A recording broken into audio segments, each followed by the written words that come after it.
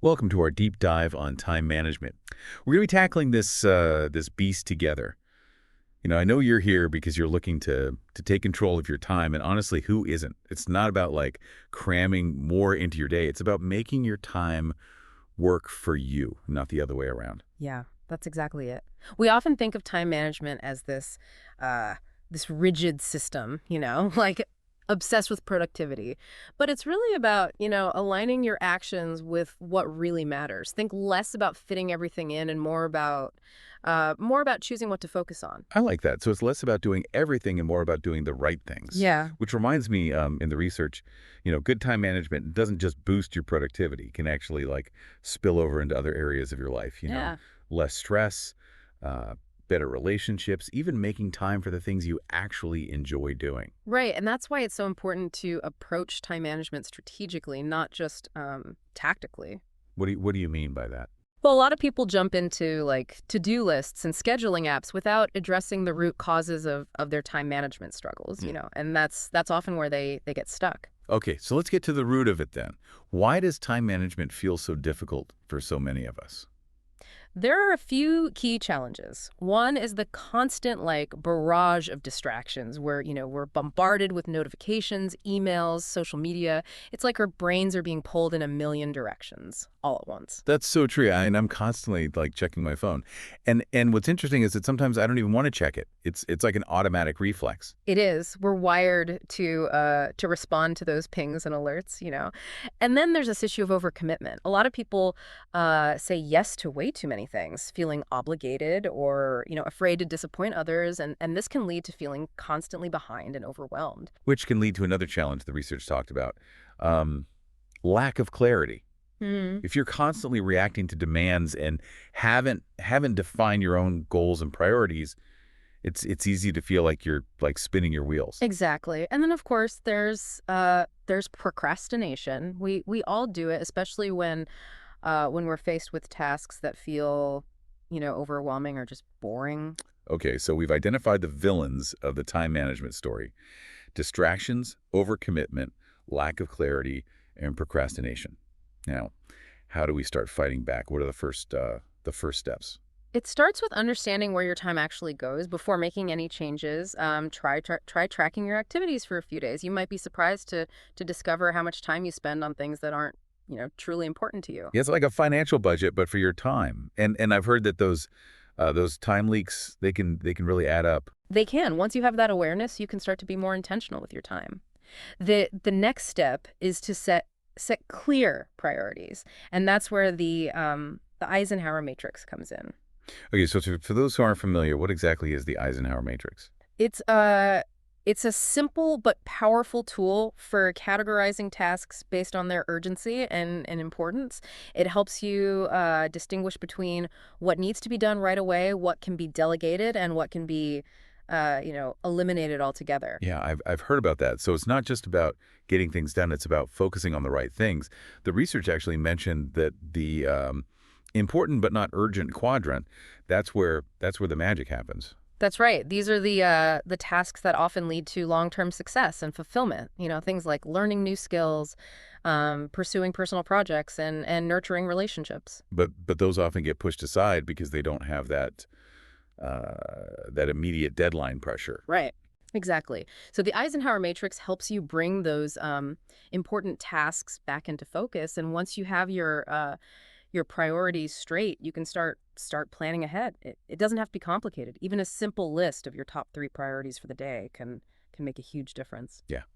I've tried that, and it really does help. And it's not just about being more productive. It's about reducing that decision fatigue we talked about. By making decisions ahead of time, you free up mental energy for more important things. Precisely, and that's a key principle of effective time management. It's not just about doing more; it's about thinking smarter. Okay, so we laid a pretty solid foundation in part one.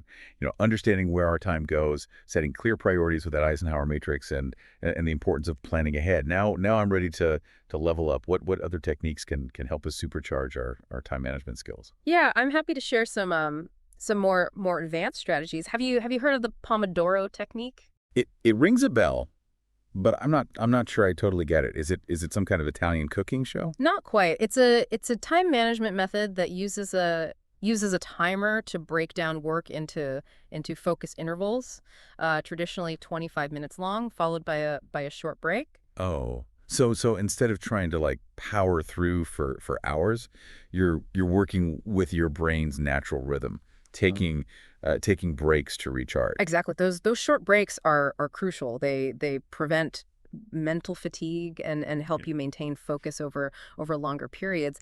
It's amazing how much more you can get done when you work with your energy levels instead of, against them. That makes sense. I've definitely hit those afternoon slumps where I just can't concentrate. Maybe the Pomodoro technique could help with that. It's worth a try. Now another powerful strategy is time blocking. It's about scheduling specific blocks of time for different tasks or activities. So it's like taking that daily plan we talked about and giving each task its own time slot on the calendar. You got it.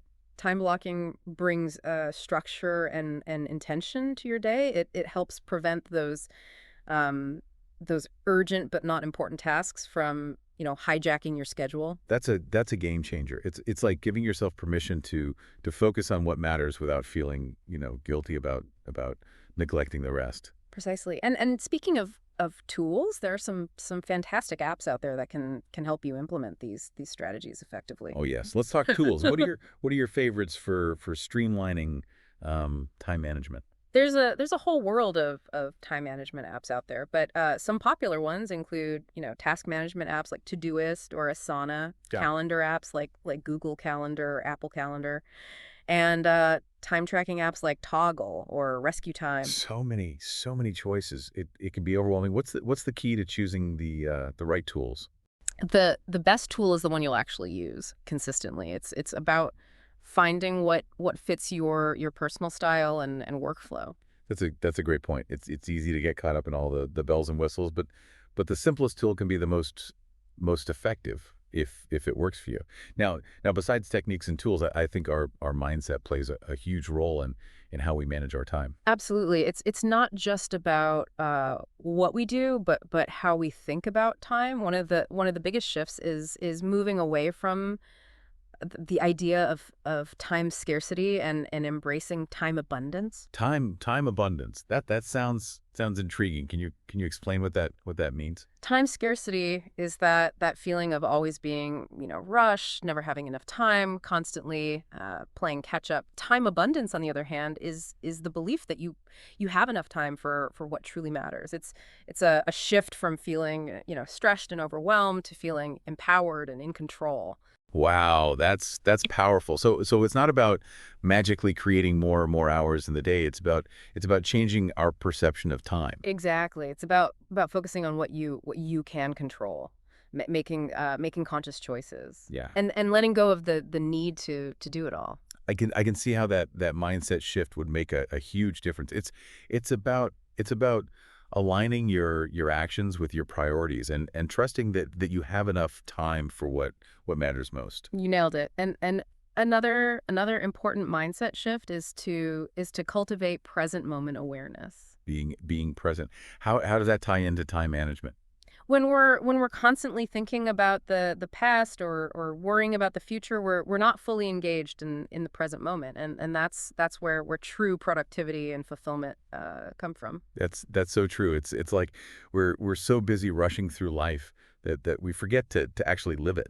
Exactly. Being present allows you to focus on the task at hand, enjoy the process, and avoid feeling, overwhelmed by the what ifs and the should haves. It's about savoring the journey, not just racing towards the destination. Well said. It's about creating a life that feels uh, rich and meaningful, not just busy and overloaded. Welcome back to our deep dive on time management. In parts one and two, we've covered a ton of ground: foundational strategies, advanced techniques, powerful tools. We even talked about those mindset shifts that can make all the difference. Yeah, we've explored a lot, haven't we? And I think you've already gained some really valuable insights into how to make make time work for you, not against you. I know I have. But Yeah. but before we wrap up this deep dive, I'm curious about those, those common pitfalls that can derail our efforts. Those moments where even with the best intentions we slip back into old habits. That's a great point. Even with the best strategies in our toolkit, certain traps can sabotage our progress. So let's shine a light on those pitfalls so we can avoid them. What's the first one that comes to mind? One of the biggest culprits is perfectionism. It's that drive to get everything, just right, which can actually lead to procrastination and overthinking. I see that. It's like that fear of not doing something perfectly keeps us from doing it at all. Exactly. It's important to remember that, done is often better than perfect, Yeah. especially when it comes to time management. Aim for progress, not perfection. That's a good reminder. Another pitfall I've definitely experienced is trying to do too much at once. It's Right. it's like I'm juggling a million things, but not really making progress on any of them. The multitasking trap. It's tempting to think we can, do multiple things at once, but research shows that our brains are simply not wired for effective multitasking. It's like we're giving our brains a mental workout, Hmm. but not in a good way. We end up feeling scattered and less productive. Precisely. It's far more effective to focus on one task at a time and give it your full attention. So focus is key. What other pitfalls should we be on the lookout for? Failing to prioritize effectively is a common one. We often get caught up in the urgency of tasks without considering their true importance. It's like letting our to-do list dictate our day Yeah. instead of making conscious choices about what deserves our time and energy. That's it. It's essential to step back and ask yourself, what really matters most, and then align your actions accordingly. And of course we can't forget about distractions. It feels like our world is designed to pull our attention in a million different directions. Distractions are everywhere, from social media notifications to the constant barrage of information at our fingertips. It's like our attention spans are being stretched thinner by the day. That's why it's crucial to be proactive about managing distractions. Create an environment that supports your focus and minimizes those attention grabbing interruptions. So we've explored the pitfalls to watch out for. Now I'm curious about the flip side. Those inspiring stories of people who have truly mastered the art of time management. Those stories can be incredibly motivating. It's fascinating to see how people from different backgrounds and industries have made time management a key ingredient in their success. Exactly. And those stories, they remind us that time management isn't just about, productivity or efficiency. It's about designing a life that aligns with your values and goals. Absolutely. It's about creating space for the things that matter most. Spending time with loved ones, pursuing your passions, or simply having time to relax and recharge. Well said. Okay. As we wrap up this deep dive on time management, what's the one key takeaway you hope our listeners will remember? Remember that time is your most valuable resource. It's finite, and once it's gone, you can't get it back. So use it wisely and intentionally. That's a great reminder. Thanks for guiding us through this deep dive. It's been my pleasure. And to our listeners, we hope you've gained some valuable insights into how to make time your ally, not your enemy. Remember, small changes can make a big difference, and it's never too late to start taking control of your time. Thanks for joining us. All right, welcome back. We're diving back into time management today, building on what we talked about last time. Yeah. Last time was like time management 101. Exactly. This is like the advanced course, time management 2.0. The ninja level. So last time we talked about setting goals. Yeah. How do we actually make those goals work for us? Right. So you know how a lot of people set kind of vague goals, like I want to be more organized. Oh yeah. It's a good starting point, hmm but it's imagine trying to navigate a new city with Yeah. just that I want to see more. Yeah. You'd be wandering around forever. Exactly. You need like a plan, right? You'd end up just like wandering around. Right. That's where SMART goals come in. Okay, yeah. So I remember SMART goals from last time. Yeah. But how do we make those, like, actually impactful? Okay, so let's say you want to write a novel. Okay. A lot of people will be like, I'm going to finish my novel by like the end of the year. Right. But then they don't have like a plan. A SMART goal would be like, I'm going to write 2,000 words a week for the next 6 months. Okay. So that's specific, measurable, achievable, relevant, and time-bound. I like it. It's like a detailed itinerary for your writing journey. That makes sense. Mm. But what about when we get caught up in those, like, urgent but unimportant tasks? You know? Totally. Yeah. It's like we're constantly being pulled in different directions. Yes, exactly. So think of your goals as like a compass. Okay. Every time a new task pops up, like check if it aligns with your direction. Oh, interesting. Like, does responding to this email chain right now actually move the needle on your novel? All right. If not, maybe it can wait. So it's about, like, choosing where to focus our energy rather than just reacting to, like, whatever's in front of us. Exactly. That's the power of aligning your actions with your goals. Yeah. But, you know, even with like the best intentions, actually managing our time can be a struggle. Oh, absolutely. Let's talk about some more advanced techniques to help us really take control of our schedules. All right, I'm ready. I've heard whispers of things like time blocking and the Pomodoro technique. Oh, yeah. Tell me more.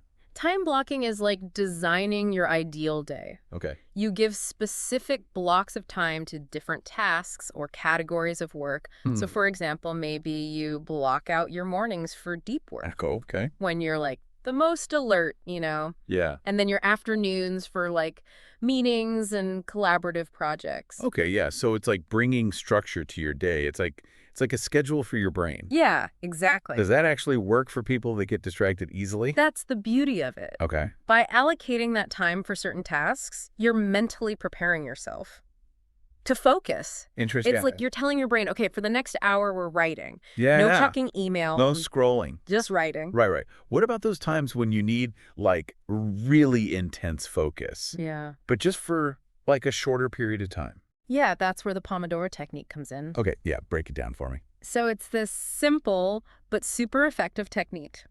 You work in focused bursts, Okay. 25 minutes, followed by a 5-minute break. Okay, so, like, intervals. Yeah, like interval training for your brain. I like that. So imagine you have a ton of emails to answer. Okay. Instead of just like feeling overwhelmed, Mm-hmm. you set a timer for 25 minutes. Yeah. Commit to just focusing on that task. When the timer goes off, you take a 5-minute break. Good enough. Stretch, grab coffee, or just like step away from your desk. Then you repeat the cycle. All right. You do 4 Pomodoros, then you take a longer break. Oh, I see. So it's like running. You do your sprints, then you take a little break. You know? Yeah, exactly. So what about prioritizing tasks? Because, I mean, there's always more to do than there are hours in the day. Right. How do we make sure we're focusing on the right things? So understanding the Pareto principle or the 80-20 rule can be like a game changer.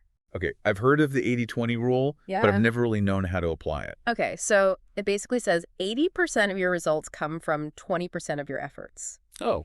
So think about your biggest goals and the tasks that directly contribute to them. Hmm. Those are probably your 20%. Interesting. So for example, if you're trying to launch a new product, Yeah. spending like hours tweaking your website font might not be the best use of time. Right, right. Instead, focus on things like finalizing the product design, getting funding, or building your marketing strategy. So the high leverage activities. Exactly. Okay, what about tasks that we just can't get to? Like, is there a way to get them off our plate? That's where the art of delegation comes in. Delegation, okay. Yeah, So I feel like a lot of people resist delegation because it feels like giving up control. I know. But effective delegation is about empowering other people and freeing yourself up for the tasks that only you can do. So how do you figure out what to delegate? Start by identifying tasks that don't really need your unique skills, Okay. like maybe scheduling appointments, researching stuff, or creating like basic reports. Mm-hmm.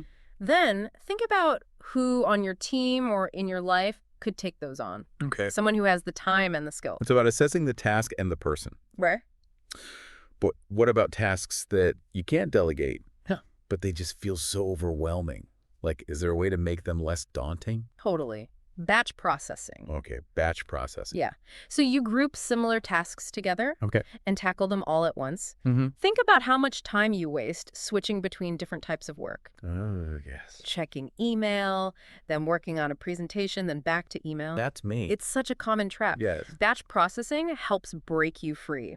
Okay. So instead of checking email all day long, designate specific times. Got it. Same with phone calls, paperwork, any tasks that you can group together. So it's like creating a production line for your work. Yeah. Okay, that makes sense. I see how that would help you stay focused. Okay, this is all great stuff. Yeah, we're just getting started. You ready to explore some tools and apps? Ooh, tech. I like it. Let's do it. All right. All right, let's talk tech. Okay. I'm all about finding the right tools to, like, streamline my workflow. Yeah. So what kind of apps Yeah. can help us become time management masters? There are so many apps out there, Right.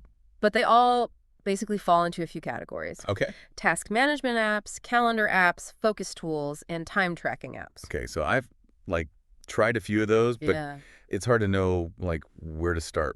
What are the key differences? Okay, so task management apps are like your to-do list on steroids. Okay. So apps like Todoist, Asana, or Trello Yeah. let you create projects, assign tasks, set deadlines, track your progress, Mm-hmm. keep everything organized, Yeah. making sure nothing falls through the cracks. So I use this task management app for work, but I've never really thought about using one for, like, personal stuff. Oh, it can be so helpful. Really? Yeah, think about everything you juggle outside of work.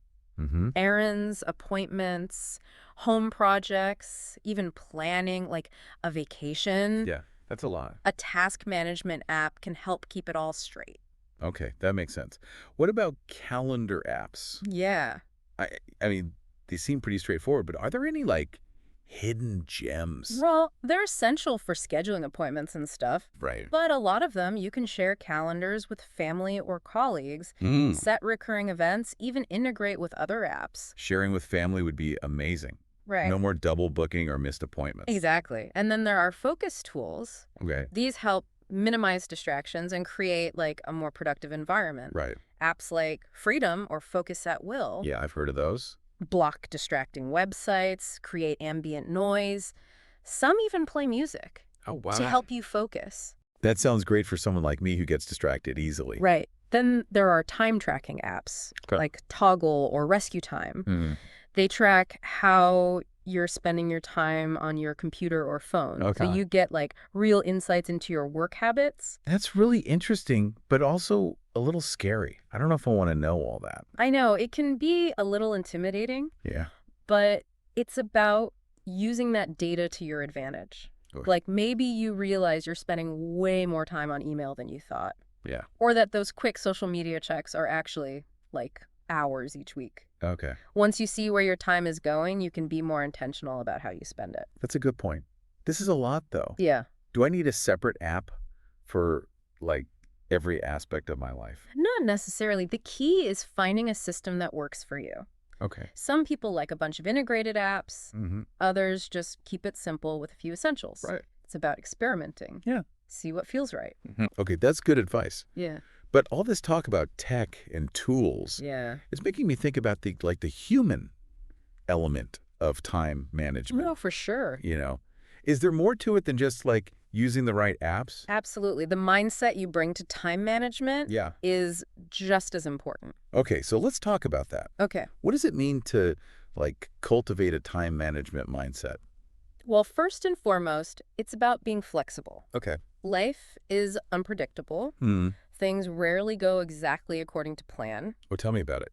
So instead of getting frustrated, Right. build in buffer time. Buffer time. Okay. Yeah, so if something comes up, you have that wiggle room. I'm so bad at that.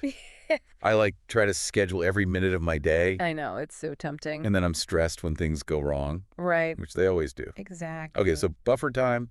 I like it. What other, like, mindset shifts Yeah. can help us become better at this? Adopting a growth mindset is huge. Oh. So that means you see time management as a skill Yeah. you can learn and improve. So it's not about being perfect. No, Okay. it's about being open to trying new things, Yeah. learning from your mistakes. Okay, that takes the pressure off. Right.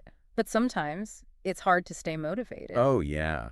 Especially when I'm feeling overwhelmed or burnt out. Yeah. It can be tough. And that's why self-care Mhm. is so crucial to time management. Okay, but self-care is often the first thing to go when I'm busy. Right. It's easy to let it slip. Yeah. But think of it as like an investment, Okay. not an indulgence. Interesting. When you take time to recharge, Yeah. you're actually boosting your productivity in the long run. So it's not selfish. Exactly. And finally, remember to be kind to yourself. Okay. Time management is a journey. Mm-hmm.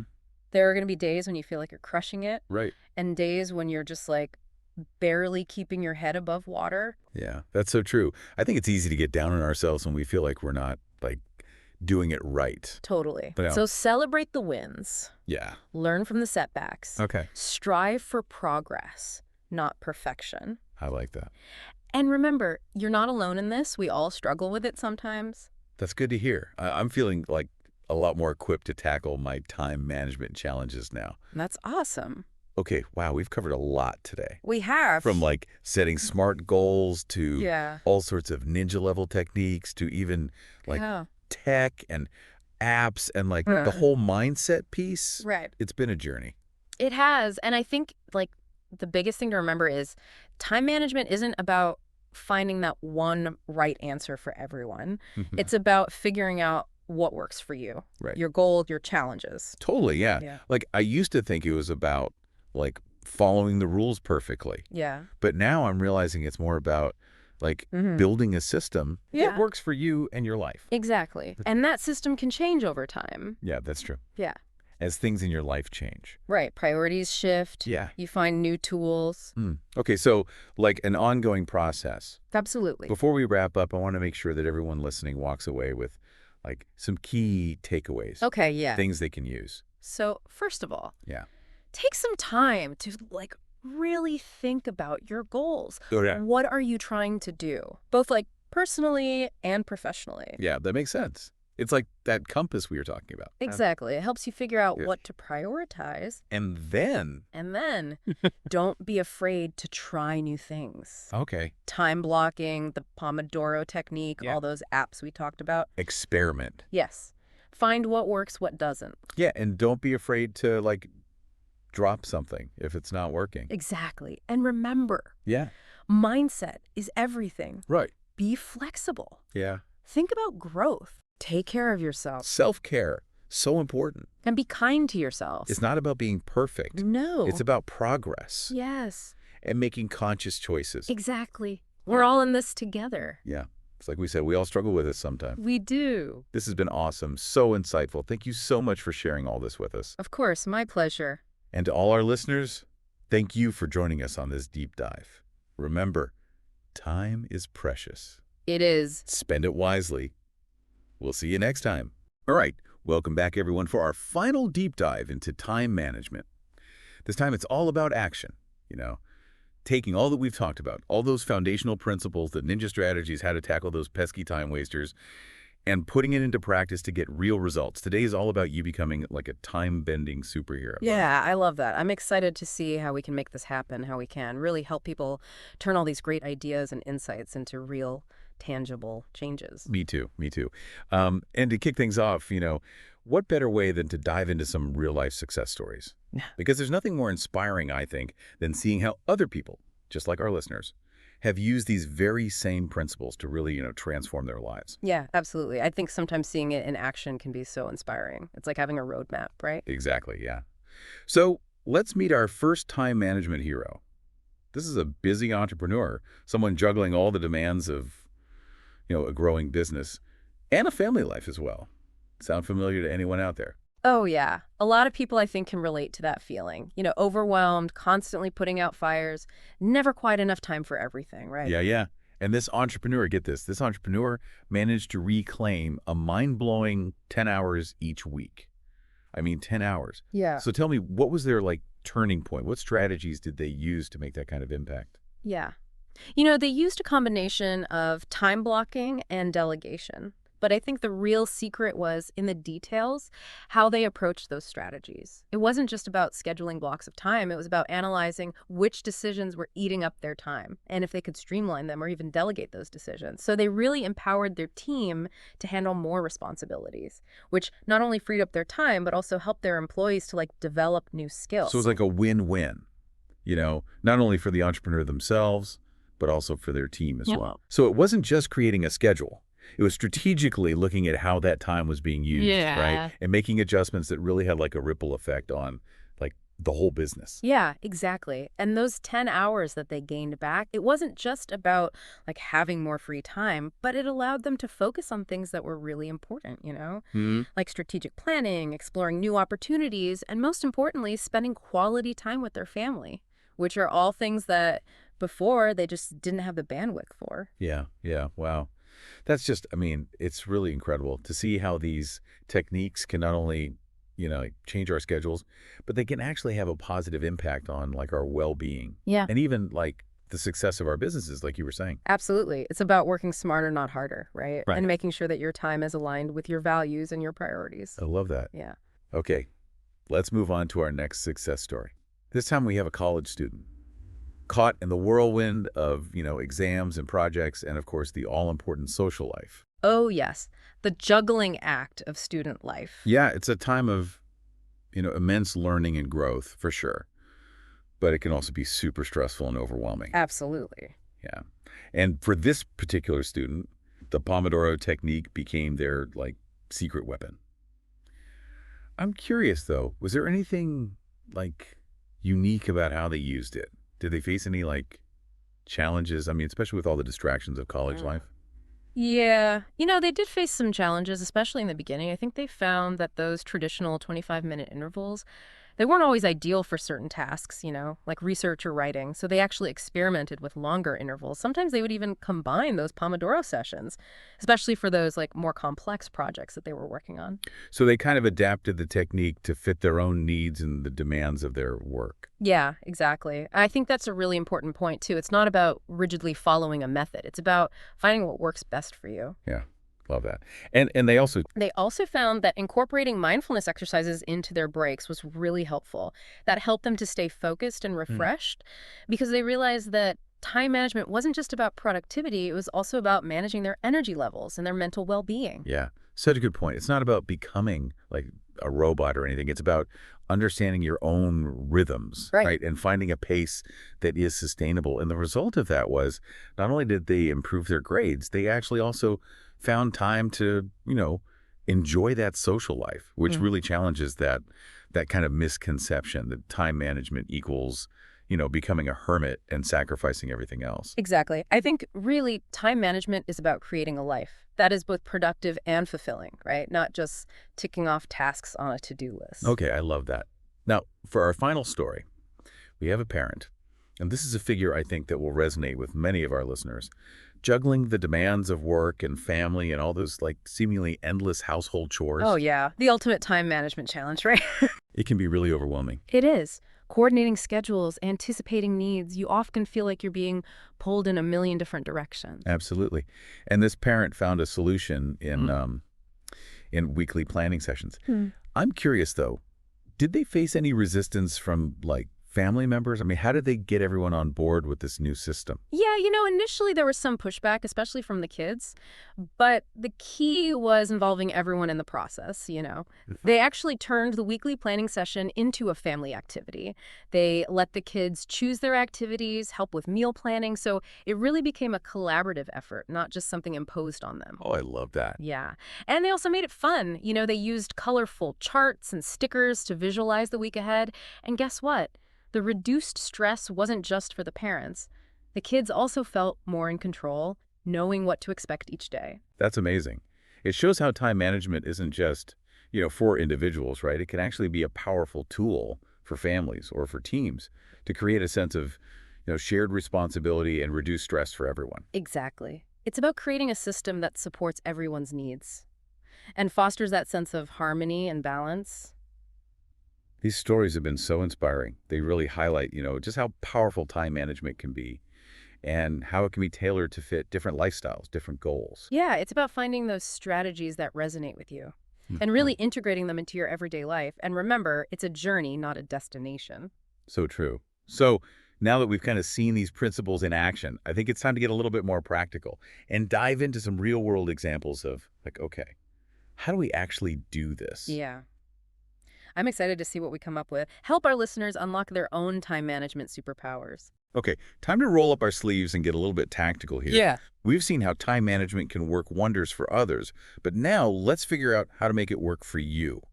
Are you ready to dive into some real-world scenarios? Absolutely. Let's bring those time-bending skills to life. Okay, all right. So picture this.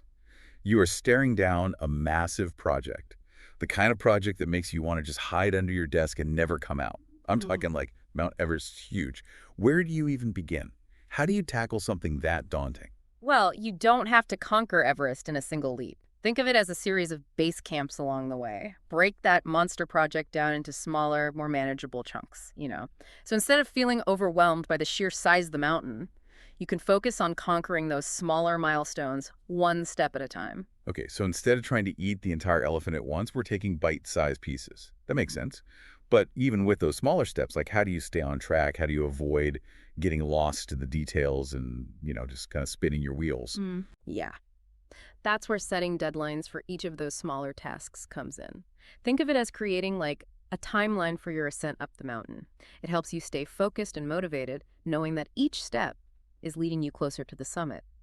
And don't underestimate the power of visualization. You can use a tool like Trello or Asana to map out those steps visually. Imagine those boards as your base camps where you can track your progress. Regroup and celebrate your victories along the way. I love that. That's a great strategy for, breaking things down and mapping out the journey. But Yeah. what about finding that dedicated time to actually work on those tasks? I mean, life has a way of throwing distractions at us, right? Yeah, definitely. That's where the magic of time blocking comes in. Think of your calendar as your Sherpa, guiding you through this treacherous terrain of your day.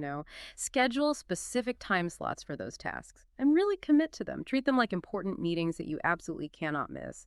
Find a quiet spot, turn off notifications, put your phone on airplane mode. Do whatever you need to create a distraction-free zone. Yeah, it sounds like achieving that, elusive flow state is really key here. Yeah.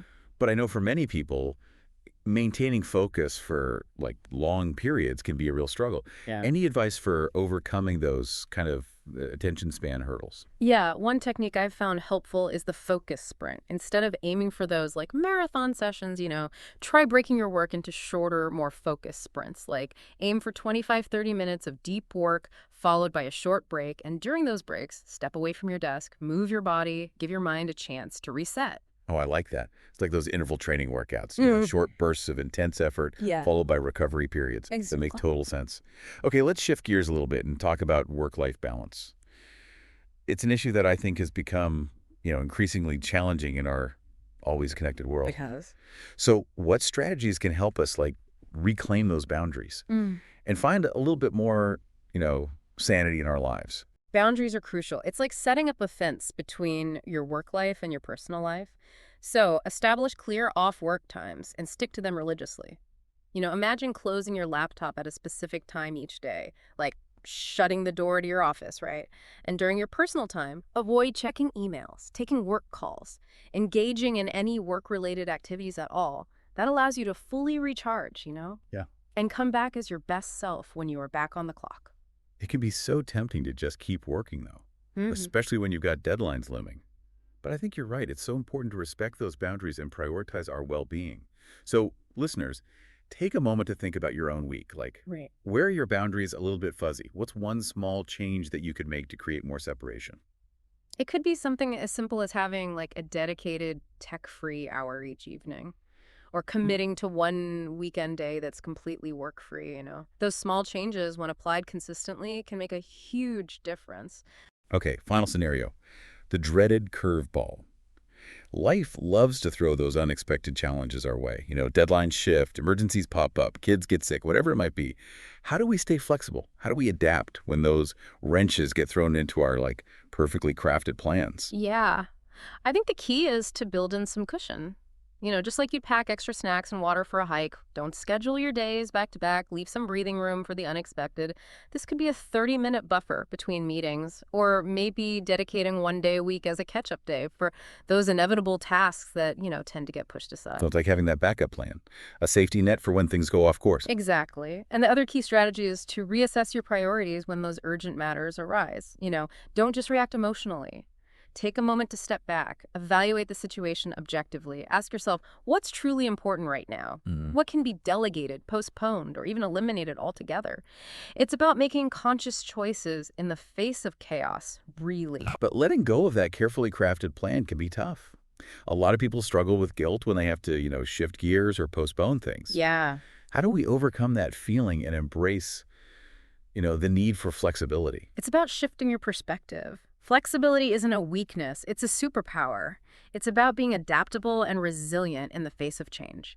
And remember, those postponed tasks, they aren't going anywhere. You can always revisit them when you have more bandwidth. So true. So it's about being kind to ourselves, recognizing that we can't control everything, and focusing on what we can control, our responses and our choices in those situations. We've covered some great tactics for specific situations, but how do we make this a sustainable way of life?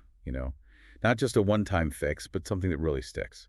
That's where we'll head next. We'll explore those strategies that help you make time management a habit, something that becomes as natural as breathing. All right, listeners, we're in the final stretch of our time management deep dive. We've explored powerful strategies and heard those inspiring success stories. But I think now comes a real challenge, how do we make these changes stick? How do we go from a quick fix to really making this a sustainable way of life? Expert speaker, what are your secrets? What are those golden nuggets for long-term success? Well, think of it like building a house. You need a strong foundation to make sure it stands the test of time, right? And one of those cornerstones, for me, is the weekly review. A weekly review. Okay, I like this. Tell me more. What is that? It's basically like a weekly check-in with yourself, a time to just pause and reflect on your time management journey so far. Imagine you're sitting down with a cup of coffee on a Sunday evening, and you just kind of review the week that's passed. What were your wins? What were your challenges? What adjustments can you make for the week ahead? So it's not just about blindly charging ahead, right? It's taking a moment to step back and evaluate how things are going. Exactly. It's about celebrating those victories, big or small, analyzing any setbacks and making those course corrections as needed. It's like fine-tuning your approach, making sure you're staying aligned with your goals. Yeah, I love that. It's not about being perfect. It's about continuous learning, continuous improvement. What other tips do you have that can help us make this a more sustainable lifestyle? Well, I think one of the biggest things is to embrace flexibility. Remember all those curveballs we talked about? Life is full of them, and things rarely go exactly according to plan. So instead of getting frustrated when that happens, try to view it as an opportunity to practice your problem-solving skills. Think of it as navigating a winding road. You might encounter some detours, some unexpected turns along the way, but the journey itself can be just as rewarding as reaching that final destination. I love that analogy. It's so true. It's about being present in the moment and being willing to adjust our course as needed. What else can we do to stay motivated on this journey? Celebrate those wins, no matter how small they might seem. Acknowledge your progress. Give yourself credit for the effort you're putting in. Imagine you're climbing a mountain. When you reach a base camp, you take a moment to appreciate the view, right? It's the same with time management. Those little victories, those small wins, they fuel our motivation and keep us going. Yeah, it's so easy to just focus on what we haven't accomplished yet. But I think you're right. Yeah. Recognizing those wins, no matter how small, can really shift our mindset. Totally. And, never stop learning. Time management is a constantly evolving field, right? There are always new tools and techniques and strategies emerging. So stay curious, explore different approaches, and find what works best for you. It's like you're building this toolbox, right? A time management toolbox. And the more tools you have, the more equipped you'll be to handle any challenge that comes your way. I love that. It's about becoming a master craftsman, a master of time, wielding those strategies and techniques with confidence. Exactly. And the more you practice, the more intuitive it becomes. Like learning a new language. At first, it takes effort, but eventually it becomes second nature. Okay, listeners, we've covered a lot of ground in this deep dive, but before we wrap things up, I think it would be helpful to distill everything down into some key takeaways. Yeah. So what's the one thing you want our listeners to remember from all of this? Start small. You don't have to overhaul your entire life overnight, Pick one strategy that really resonated with you from this deep dive and commit to implementing it this week. Whether it's time blocking, weekly planning sessions, setting boundaries, focus on mastering one step at a time. Small changes, consistently applied, can make a huge difference. Love that. What else is important for success? Consistency is key, Time management is a marathon, not a sprint. It's those small, consistent actions repeated day after day that really create that lasting change. Think about training for a marathon. You wouldn't expect to run 26 miles on your first day out, right? You build up your endurance and stamina over time. So true. It's about building those positive habits and making them like an integral part of our lives. And don't be afraid to experiment. What works for one person might not work for another. So try different approaches, tweak the strategies we've discussed, discover what really fits your unique needs and preferences. It's like personalizing your time management system, creating something that truly empowers you. It's about finding what feels right, what helps you feel more in control and less overwhelmed. Now, expert speaker, I have to ask, what's the ultimate goal of all of this? Like, what are we really striving for with time management? To live a life that's both productive and fulfilling, time management isn't just about checking off tasks on a to-do list, right? It's about aligning your time with your values, creating a life that reflects what truly matters to you. Imagine having the time and energy to pursue your passions, to nurture your relationships, to make a meaningful contribution to the world. That's the true power of time management. Beautifully said. It's about making each moment count, you know, and living a life that's both intentional and impactful. Well, listeners, that concludes our time management deep dive. I hope you feel inspired and empowered to take control of your time. And create a life that you truly love. Expert speaker, it's been an absolute pleasure having you here today. It's been my pleasure as well. And before we sign off, I want to leave you all with one final thought-provoking question. What is one thing that you're going to do differently with your time after this deep dive? Share your insights, your questions, your aha moments on social media using our show's hashtag. We'd love to hear from you. And remember, listeners, the way we spend our time shapes our lives. Make it count. Hey, everyone. Ready for another deep dive? Today, we're tackling something I think we all struggle with sometimes, time management. Time management is definitely one of those things everyone wants to be better at. Yeah, exactly. And we're going to be looking specifically at a really popular podcast series that has a ton of great advice on how to conquer everyday time traps. Stuff like juggling priorities and procrastination. Right, those are the big ones for sure. So we'll be pulling out the best tips and strategies from this podcast so you can really start mastering your time, not just managing it. Absolutely. We're talking about taking action and actually seeing results. Okay, so let's jump right in. First up, let's talk about managing multiple priorities. Something I know we've all felt at some point, that feeling of being pulled in a million different directions at once. Oh, yeah, definitely. This podcast kicks things off with a classic time management tool, the Eisenhower Matrix, which helps you break down tasks by urgency and importance. Yeah, it's a good one, but what I found even more interesting is that the podcast takes it a step further. They suggest asking yourself, what's the one thing I can do today that will make everything else easier or unnecessary? And that's a good question. So it's not just about checking things off a list. It's about being really strategic with your time and focusing on those tasks that have the biggest ripple effect. Exactly. It's all about working smarter, not harder. I like that. So can you give an example of how this might work in real life? Sure. Let's say you're feeling super overwhelmed with a work project. Instead of getting bogged down in all the little details, you could ask yourself, what's that one key element that if I nailed it would make everything else fall into place? Like maybe it's clarifying the project goals with your boss, or maybe it's creating a really detailed outline to guide you. So it's about identifying that linchpin task that will unlock everything else. Right. Makes sense.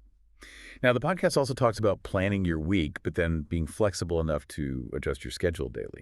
Do you have any thoughts on that? I think that's a crucial point. Having a weekly roadmap keeps you focused on the big picture, but being able to adapt is just as important because, let's be real, things come up, priorities change. Yeah, all the time. The key is to avoid overloading your schedule in the first place. Think of it like packing for a trip. You wouldn't want to cram your suitcase so full that it bursts at the seams. You need some wiggle room. Okay, that's a good analogy. So how do you actually build in that wiggle room without ending up with a schedule that's full of empty space? Well, one simple but really effective tip is to schedule buffer time between tasks. Even just 15 or 30 minutes can make a huge difference because things will inevitably come up, right? An unexpected meeting or phone call or even just needing a few minutes to clear your head. Oh, definitely. Having that buffer time built in means you're less likely to get completely derailed when those things happen. Right, those little things can really throw you off. Exactly. I often forget to factor in those little things. It happens. And of course, There's always the option of delegating if possible, handing off tasks to free up some of your time. Absolutely. If there are things you can delegate to someone else, that's a fantastic way to free up more of your time and mental energy. All right, so we've talked about prioritization and being smart about scheduling. Now let's move on to another universal struggle, procrastination. What makes this podcast's approach to procrastination stand out? Well, instead of just giving you a bunch of surface level tips, they really dig into why we procrastinate in the first place. Like, is it because we're feeling overwhelmed by a task, or maybe bored, or lacking motivation, or maybe even fear of failure? Those are all pretty common, I think. Once you figure out the root cause of your procrastination, you can start addressing it way more effectively. That makes a lot of sense, like treating the symptom versus treating the actual condition. Yeah, exactly. Now, they also talk about breaking tasks down into smaller steps, which is a pretty classic tip, but I'm curious to hear how they approach it. Yeah, so they go beyond the basic break it down advice and actually offer really specific strategies for doing it. For example, they suggest setting realistic mini deadlines for each step, which makes the whole thing feel less daunting. And they also talk about visualizing the completed task, which can be a great way to boost your motivation. Oh, interesting. So it's not just about making the task smaller, it's also about making it feel more manageable and kind of appealing to. Exactly. Speaking of appealing, this podcast has a really unique take on the classic 5-minute rule, which, to be honest, has always felt a little too simplistic to me. Like, how do you actually make that work? I know it sounds simple, but they highlight the psychology behind it and why it can be so effective. Yeah. Starting is often the... Did they give any examples of how this works in real life? I have to admit, I'm still a little skeptical. Oh, yeah. They actually suggest setting a timer for 5 minutes and tackling that task you've been avoiding. And what often happens is that once you get into the flow of it, you end up wanting to continue working on it even after the timer goes off. You know, I think I've actually used that strategy before without even realizing it. Sometimes when I'm really dreading a task, I tell myself, just work on it for 10 minutes, then you can stop. And you know what? More often than not, I end up getting completely engrossed in working on it for way longer. There you go, see? It works. That initial resistance just kind of melts away once you actually get started. That's pretty cool. And another really important element they emphasize is the power of accountability and rewards. Like, telling someone about your goal or having a friend check in on your progress can really help you stay motivated. And then, of course, rewarding yourself for those small wins is a great way to reinforce those positive habits. It's so true. Whether it's a short break or a small treat, or even just taking a moment to acknowledge your accomplishment, those little rewards can make a big difference. It's like giving yourself a pat on the back. Exactly. It's all about celebrating those wins. So we've covered prioritization and smart scheduling and outsmarting procrastination. But how do we make all of this a habit? It's like working out. One good day at the gym doesn't magically transform you. It's the consistency that gets you results. You're absolutely right. And the podcast really emphasizes the power of routine. Like establishing a solid morning or evening routine helps to kind of bookend your day and create that consistency you're talking about. It's like having a framework that keeps everything together. Exactly. And speaking of frameworks, the podcast also talks about visual cues. Yeah. Things like calendars and to-do lists, even sticky notes. Oh, yeah, those are good. They can really help. Keep you on track. Yeah, they're visual reminders of what needs to get done and when. They keep your goals and tasks front and center. But you know what I found even more interesting is that the podcast really stresses the importance of reflection and adjustment. It's not enough to just set up a routine and then go on autopilot. So you can't just like set it and forget it? Nope. At the end of each week, you really should take some time to analyze what worked well and what didn't you know. Were there any adjustments you need to make to your schedule or your routine, or maybe even your approach to certain tasks? That makes sense. It's like a feedback loop. You're constantly tweaking and refining to figure out what works best for you. Exactly. And of course, life rarely goes according to plan, so flexibility is super important. Oh, yeah, for sure. You can have the most perfectly crafted schedule in the world, but unexpected things are always going to pop up. Oh, they always do. The key is to be adaptable and to have systems in place that can handle those curveballs, you know? Right. So it's not about avoiding the unexpected. It's about being prepared for it. Exactly. And that brings us to a really important point that the podcast really emphasizes, and that's avoiding burnout. Have you ever felt completely burned out even when you were technically managing your time well? Oh, absolutely. And I think it's something that a lot of people experience. The podcast gives some really insightful advice on recognizing the signs of burnout, like fatigue, lack of motivation, irritability, difficulty concentrating. It's that feeling of being totally drained, both mentally and emotionally. Oh, yeah, I've definitely been there. I remember this one time I was so focused on being productive and checking things off my to-do list that I totally neglected my own well-being. I was doing all the right things, Yeah. getting enough sleep, eating healthy, even exercising, but I still felt completely depleted. Yeah, it's a common trap. We get so caught up in doing that we forget to take care of ourselves. It's so true. And that's where the podcast's advice on burnout is really helpful. They talk about reevaluating your commitments. Like, are there any obligations you can step back from or delegate? Or could you maybe say no to certain requests or projects? It's so easy to feel like you have to say yes to everything, Yeah. but sometimes saying no is the best thing you can do for yourself. Exactly. And speaking of taking care of yourself, the podcast also talks about making self-care a part of your routine. And it's not just about, bubble baths and face masks. It's about making time for those activities that truly recharge you, whether that's spending time in nature, reading a book, connecting with loved ones, or pursuing a hobby. I love that they frame self-care as an essential part of time management. Yeah. It's not selfish at all. It's about making sure you have the energy and mental clarity to tackle everything else on your plate. Right. It's all about taking care of yourself so you can show up as your best self. Exactly. And they also encourage seeking support if you're really struggling with burnout. Like Yeah. talk to a friend, a mentor, a therapist, or even your doctor. Sometimes just sharing your challenges and getting an outside perspective can make a world of difference. Oh, absolutely. You don't have Yeah. to go through it alone. It's so true. Okay, so we've covered a lot of ground today. From prioritizing to outsmarting procrastination and even tackling burnout. What are some of the key takeaways that you think our listeners could start implementing right away? Well, I think the biggest takeaway is that time management isn't about trying to cram more into your day. It's about designing a life that reflects your values, your priorities, and your goals. So I would encourage everyone listening to really think about what truly matters to them. What do they want their life to look like? That's such a good starting point. Once you have that clarity, it becomes so much easier to make decisions about how you spend your time. Exactly. And if they're feeling overwhelmed or struggling with procrastination, I'd remind them about that 5-minute rule. Set a timer for just 5 minutes and commit to tackling that one task that's been hanging over them. They might be surprised by how much they can get done once they get started. It's amazing how powerful such a simple technique can be. I know, right? And don't forget to celebrate those small wins, too. Rewarding yourself for making progress is a great way to reinforce those positive habits and make the whole process more enjoyable. It's like turning time management into a game where you're constantly leveling up and unlocking new rewards. Exactly. And speaking of rewards, I have a question for you. Imagine if you could free up just 1 hour per day by mastering these time management skills. What would you do with that extra time? That's a great question to think about.